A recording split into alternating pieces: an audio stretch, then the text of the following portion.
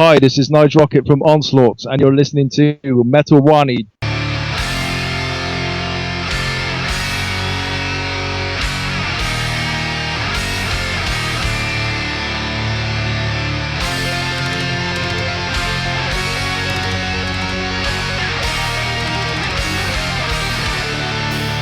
Hey guys, this is Achintya Venkatesh from metalwani.com, and today we have with us the driving force behind one of the most underrated yet exceptional entities in thrash metal, Nige Rockett, who is the guitarist of legendary British thrash metalers Onslaught. Greetings, Nige. It's great to have you on metalwani.com. How are you doing today? I'm very good, thanks, my friend. And you? Oh, I'm doing fine. Thanks for asking. Let's talk about the new album for a bit. Six is perhaps Onslaught's most versatile effort yet. Have you been happy with the response it's gotten so far? Most reviews say that the album tops even The Force, which is long hailed as your magnum opus. The response has been absolutely amazing. We asked for better reviews. I mean, the press are loving the album, the fans are loving it. So, obviously, every time you release a new album, it's a very kind of nervous time before the reviews come out and stuff. Indeed. Yeah, we kind of knew it felt like a good record for us, you know. But to see the reviews saying this is our best album, especially at this stage of our career, is fantastic. So yeah, we're really happy. Absolutely, I'd have to agree with that. It's also one of your most diverse efforts. For instance, tracks like Children of the Sand truly experiment with Onslaught sound with these oriental melodies and female vocals, for instance. Did you specifically keep musical diversity in mind during the songwriting process of the album? Yeah, of course. I mean, we've got a new drummer on board in the shape of Michael Horahan this time, so it's kind of allowed us to broaden the horizons of the band. We can try out different things, a more expansive style of thrash metal, if you like. And we never like to sort of make a new record that sounds like anything we've done before. We always try to have as much variation as possible in our sounds. And so yeah, I mean, we definitely set out with a plan to make the most aggressive album we've made and the most technical album, I guess. And that was Absolutely. the kind of spec we set ourselves at the beginning. Absolutely, and it does an excellent job because it doesn't fall into any of the cliches of thrash metal, if you want to put it that way. Yeah, cool, thanks. So, from a personal perspective, I think that Six is a very guitar-driven album, and the riff ideas on the album are simply fantastic. But the soloing especially showcases a great degree of technical adeptness. Are these composed mostly by Andy, or do you and him both share the composition execution of the lead work? On this album, Andy did sort of 99.9% of it himself, which is obviously he's put a real lot of effort into the solos on this album. Not to say that we haven't done that in the past, but Oh, I see. he really sat down and just practiced for hours and hours and days and weeks on end to get his chops up to the highest standard he could, you know. Kind of on the Sounds of Violence album, the previous album, we kind of wrote the solos together, but Andy just went away, locked himself away, and really come up with some amazing stuff this time around. So it's really incredible. Some of the techniques and some of his playing is absolutely superb. Well, that definitely shows on the album. So, I think you're one of the few guitarists in metal who has openly declared that you write riffs based on the mood evoked by song titles and lyrics, as opposed to penning down lyrics after writing down a song idea. Has this been an approach that you've always followed? Yeah, I think pretty much so. Yeah, I mean, I don't know. It's just the song title always just paints a picture for me and gives me a vibe of the song, you know. And I've Right. started doing that for the next record as well. And then I've got kind of 5 song titles for the follow up to Six, even though it's only been out a couple of months. So I'm starting to plan ideas for the next album already, and I've got some of the song titles, which is I'm starting to get the ideas for the feel of the songs in my head already, you know. Yeah, I mean, that approach has always made sense to me because songwriting ideas based on moods is like the perfect approach in my opinion. So I'd like to Yeah. jump on to my next question. Thematically, while Onslaught has addressed a fair number of topics, everything from politics to suicide, there's always been this consistently anti-religion overtone in the lyrical content of the music. What has compelled Onslaught to retain this thematic element across its career? I think it was something that sort of came along when I was a young kid. My family was a kind of fairly religious family, I see. and it was pushed on me when I was a young kid. And when you're sort of 4, 5, 6 years old, um, you're kind of controlled by what your family does. Indeed. And I used to absolutely hate being forced to go to church every Sunday morning for 2 or 3 hours. It was the worst thing for me in my childhood. So it all basically stemmed from there, really. And it wasn't until I was sort of 9 or 10 and could start to sort of speak out for myself a little more that I could manage to escape from it. So it's kind of stuck with me all that time, and obviously it's gone through the Onslaught history, and that's why I feel so strongly about it. Right.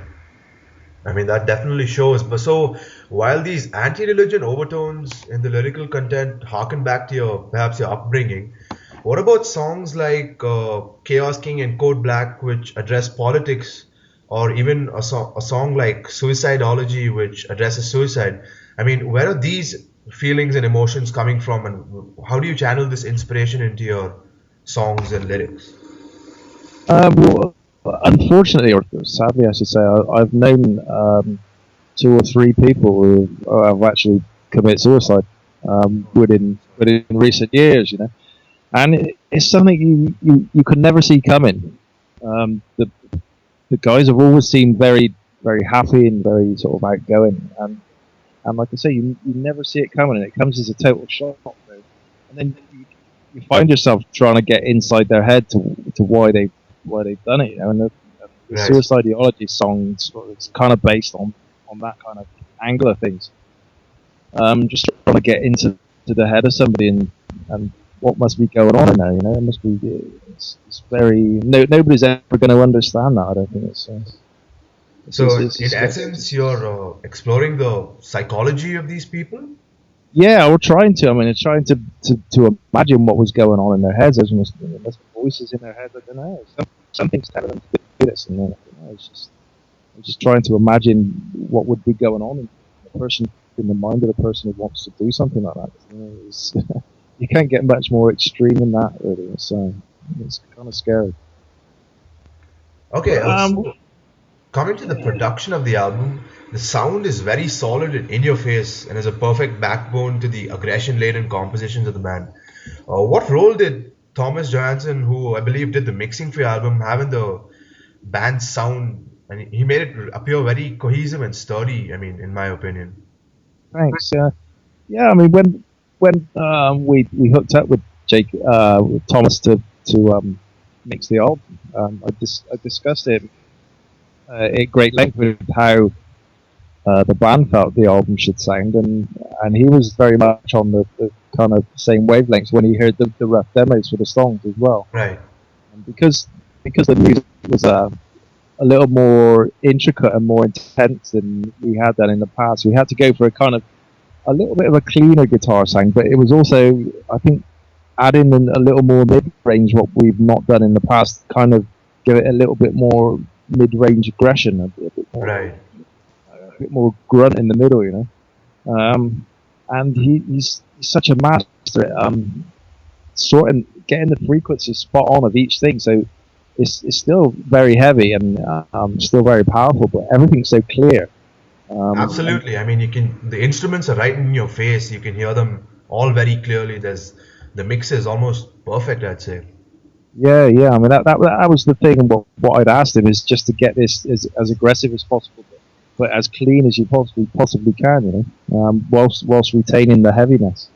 And he was just absolutely amazing. He just made it seem so easy. He was so quick at doing it.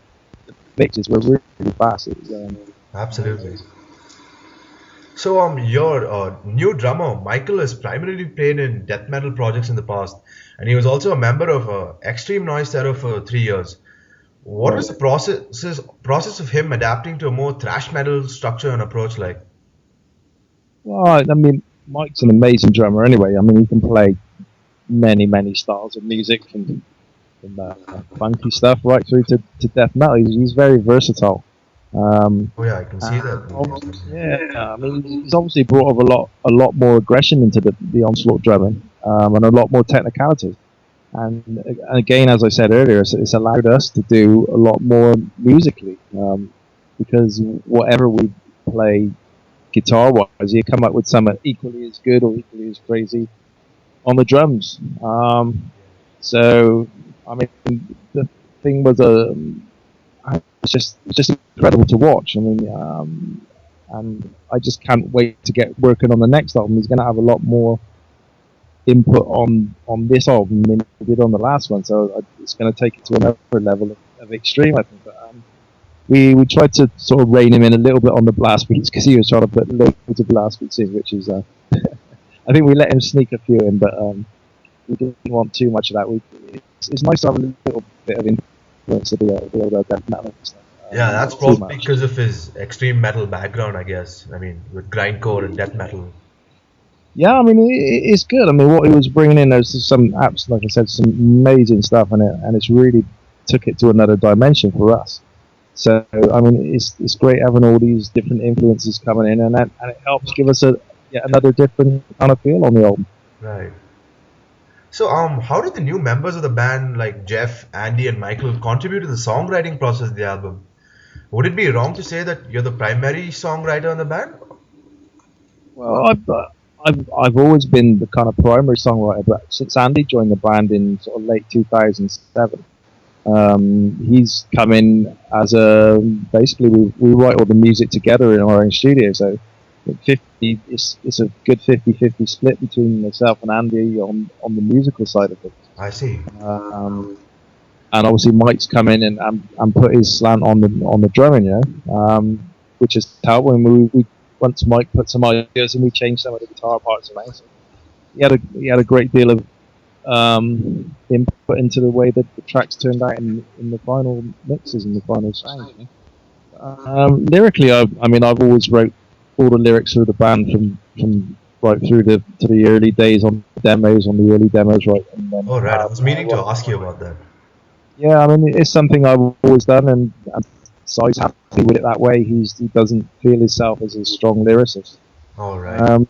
And he likes the way I write, and we work well together. He understands where I'm coming from with all the lyrics, and it just works really well for us. That's excellent. So, speaking of new members, how did Jeff, Andy, and Michael come to join the band? Did you and Sai have auditions and screen prospective members, perhaps? Well, no, I mean Jeff's actually been in the band for over 7 years now. When we got back together in 2005, and we're working on the Kill and Peace album, Jim Hinder was never intending to be long term. Right. He's in a very high powered kind of job in the IT industry, and it was something he couldn't give a lot of time to with Onslaught. He liked the idea of coming back and just playing a few shows and making that one album, but he was never going to be in the band long term. And he actually stepped down, and Jeff joined before Killing Peace was even released. So I mean, really, in effect, Jeff's been the main Onslaught bass player since we've been back together as such.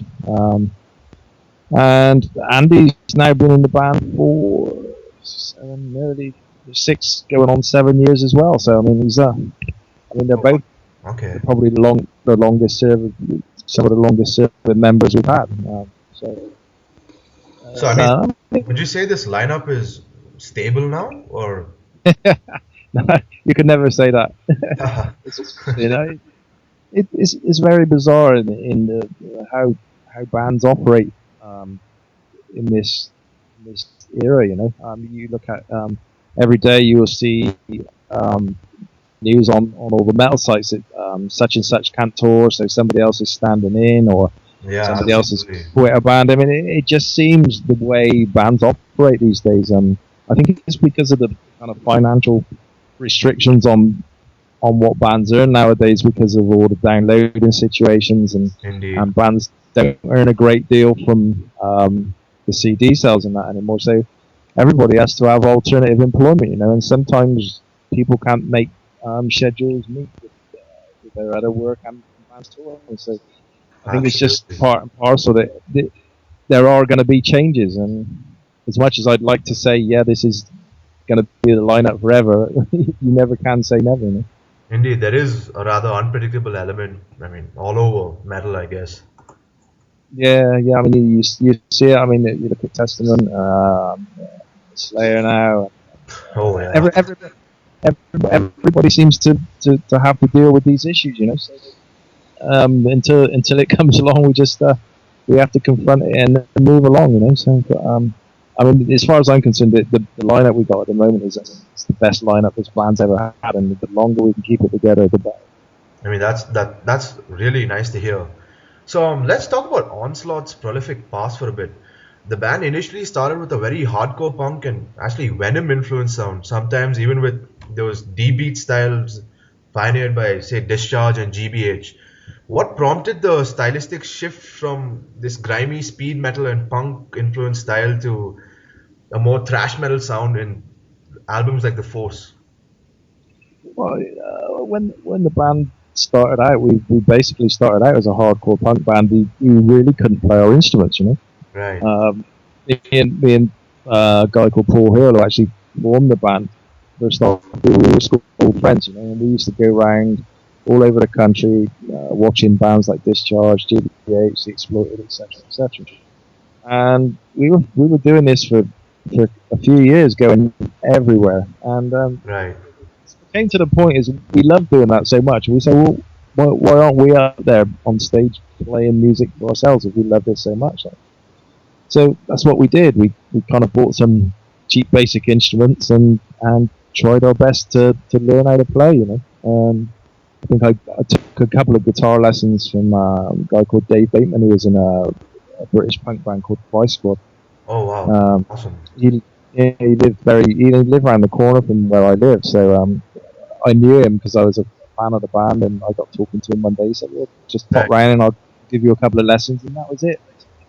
Oh, And we awesome. we were off within a few weeks writing songs, and so it was obviously very basic at the start, and we were in a position to be able to go out and play the metal stuff. We were always a fan of kind of Sabbath, Priest, and Motorhead as well as the punk stuff. So, but it was just a case of the talent wouldn't allow us to go down that road. So as time went on, and we put a lot of hard work into rehearsing and practicing our own instruments, and then Right. it allowed us to expand our music from there. And as you can hear, the difference between Power from Hell and the Force album is a fair leap technically in terms of our musicianship. Yes. And we just kind of built on the better we came to play, the more metallic style of music we could keep writing. So essentially, it was just a natural evolution, you would say. Yeah, definitely. I mean, I was trying to put some solos in on the Power from Hell album. I think I'd only been playing like 18 months. So, I mean, it was all very basic. And as I say, we just expanded and evolved as musicians, and were able to play the more metal style music. I mean, we kept a lot of the punk influences in there, which we still do today. But Right. So just Onslaught's early material is often considered by some as part of the so-called first wave of black metal. I mean, alongside your usual suspects like Venom and Battery due to the raw nature and satanic lyrical content of the music. There's also a Brazilian black and speed metal band called Power from Hell, which I believe is named after the album. What's your take yeah. on the fact that your music has been so influential in a legion of metal enthusiasts? I mean, yeah, I think it's one of the reasons. I mean, we're also one of the lucky and very few bands who seem to have the ability to cross over from thrash metal to death metal to black metal. Absolutely. And it's kind of strange, but I feel very fortunate that we can do that, and we're very aware of that when we write new music, and it's an absolute honor. I mean, we've played sort of some seriously solid black metal festivals, and we were the only thrash band on the bill, and we've gone down an absolute storm. And it's just great that we can do that. It's fantastic that the fans will allow us to do this. It's an honour that we get these bands citing us as their influences. It's brilliant. I mean, it must feel great to have this feeling of universality, as in you guys are cited by death, thrash, and black metal bands as influences. Yeah, I mean it's just great. I mean we can play kind of any festival really. I mean and That's awesome. And do well at it. It's very nice feeling. So, I'd like to ask you about the album In Search of Sanity in specific. It is a lot more melodic than the albums that preceded it, and I, for one, consider it at par with the other early Onslaught records. What was the primary motivator behind this change in sound? I also believe that the vocalist changed from Simon to Steve Grimmett, who is famous for his work in Grim Reaper. Yeah. There was never an intentional shift in direction by any means at all. We'd actually demoed all the tracks for In Search of Sanity Woodside. Right. And they were sounding very raw, very aggressive, and kind of a natural progression on from the Force album. And then we'd signed to a major label in Polygram for this album, which was probably turned out to be a very big mistake. And they'd invested a lot of money in the band with marketing, and they decided that the record wasn't going in the direction they wanted it to. Oh, right. So they kind of said that we're not happy. They were desperate to break us in America on the first album, which was I didn't see as a great idea. I mean, the band needed time to develop. Right. But they wanted immediate results. One day the whole A&R team turned up and said that they weren't happy with the way the vocals were heading, and they wanted to bring somebody else in. And it kind of left us in a situation where we couldn't say no. Well, that's sad to hear. Yeah, they spent a lot of money, and as far as they were concerned, they were going to now call the shots, or we were going to kind of be left behind, if you like. So they said that we want to bring this guy in, and that's what they did. Steve Grimmett come in, and he's a lovely guy, and he's a fantastic vocalist. But for me, it didn't fit with what Onslaught were trying to do. With the slick sort of kind of very clean American producer sound and the addition of Steve Grimmett, the band appeared that the band took a whole new direction. When really that wasn't the case. If you'd listened to the demos, you would see it was more typical Onslaught. But listening to the finished version of the Sanity album, it couldn't be further away. And I think that alienated some of the older fans. I mean, it brought us a whole new lot of fans in terms of different style. I mean, maybe more mainstream audience, but a lot of the diehard fans didn't really take to that album. So yeah, it was a funny time, and I think it was the album that led to us breaking up, really, just because of the problems it would cause and the whole situation surrounding that album. So that was a sort of turning point for Onslaught in that sense. I mean, leading to the demise. Yeah, I mean, obviously with the mistakes that were made on that album and the problems it caused, it's obviously inspired us to come back and do what we do now. Yep. Especially, it was a big inspiration for writing Kill in Peace, because simply because of the way In Search of Sanity turned out and didn't sound how I wanted it to sound. I wanted Kill in Peace to be the album that Sanity should have been, so it really inspired me to come back and make an aggressive record of the first one back. So back to the present, what compelled the band to sign with AFM Records, and do you think your reach has widened after the signing? We released Kill in Peace on Candlelight. Candlelight did a great job getting us back into the public eye again. But obviously Germany's the biggest and controlling metal market in Europe. Absolutely, it's the heavy metal mecca practically. I've always felt that the band should be signed to a German label. You know, we need to be central to wherever it's going on. Right. And AFM come up with an offer, and it was the kind of thing we really didn't want to refuse because, as I said, we wanted to be based in Germany. Right. Our agents based in Germany, and everything else seemed to be around there. So we put the label there. They got great contacts with all the press, and it's worked so far. I think it's the first time we've released two albums back to back in our career. I guess they're doing something right for us. Right. So, I mean, on a more general note, what is the response to this newest avatar of Onslaught been like since your reformation across these years? Are there any particular countries or geographic areas that particularly go nuts in a live setting, for instance? I mean, everything's been going fantastic. I mean, we're going back to South America again in January. That'll be our third tour since we've been back together in South Right. America. We've been to Japan twice. We went to the US 2 years ago for the first time. I Oh, think we've wow, done the about first time. that was fantastic. But 2 years ago we went there for the Science of Violence album. And that was the actual surprisingly, it was the first time we'd been there in our whole career to tour. Wow. Uh, and that was great. I mean, we've done, and I think we've done 6, 7, 8 European tours. I mean, everywhere's pretty strong for us right now. I mean, you're obviously going to get a country here or there where it's not particularly great, but on the best part, it's been very good worldwide. We can't really ask for much. So, I mean, this positive reception must be very encouraging for the band. Yeah, I mean, like I said, it keeps us touring, and that's what we need to do to keep the Absolutely. band's profile building. You know, so very, very, very encouraging. That's awesome. So, does the band have any say in the geographic reach of your touring legs, or does it depend solely on offers from promoters in specific countries? For instance, what are the prospects of a band playing in a country like India? I mean, given this side of the world is rather unexplored for Onslaught. Well, if the offers don't come in, we will actively go and seek promoters to try and take us to these places. You know, Right.